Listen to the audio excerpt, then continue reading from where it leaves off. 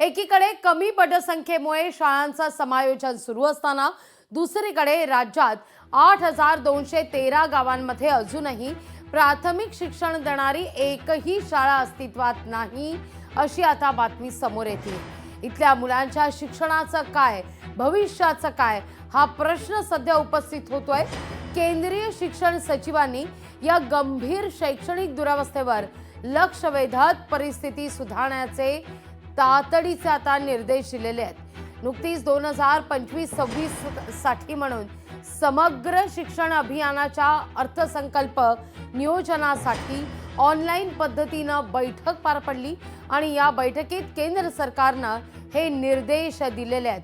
पण राज्यात 8,000हून अधिक गावात प्राथमिक शाळाच नसल्यानं इथल्या भविष्याविषयी मात्र चिंता व्यक्त होतीये। आपल्यासोबत ठाकरेंच्या शिवसेनेच्या उपनेत्या प्रवक्त्या सुषमा अंधारे आपल्यासोबत जोडल्या गेलेल्या आहेत। सुषमाताई, बातमी अशी आहे की जवळपास राज्यात 8,213 गावं अशी आहेत की ज्या ठिकाणी प्राथमिक शिक्षणच उपलब्ध नाहीये। एकही शाळा राज्यातल्या 8,213 गावांमध्ये नाहीये। आता याची दखल केंद्र सरकारनं घेतलेली आहे आणि राज्य सरकारला सांगितलंय की या दृष्टिकोनातून तातडीनं उपाययोजना सुरू करा आणि शाळा सुरू करा। आपण सांगताय ती आकडेवारी निश्चितच धक्कादायक आहे। म्हणजे एकेकाळी मानव संसाधन विकास मंत्रालयाने जिथे एकही मूल वस्तीवर असेल तिथे त्याच्यासाठी शाळा पोहोचली पाहिजे असं म्हणत साखर शाळा, वस्ती शाळा किंवा महात्मा फुले शाळा, आश्रम शाळा अशा वेगवेगळ्या प्रकारच्या शाळा उभ्या केल्या।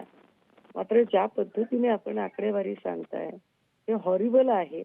या सगळ्यांमध्ये आतापर्यंत मानव संसाधन विकास मंत्रालयाने किंवा राज्याच्या शिक्षण खात्याने यावर एकदाही आढावा का घेतला नाही हा खरं तर आता सत्ताधाऱ्यांना प्रश्न विचारावा लागेल।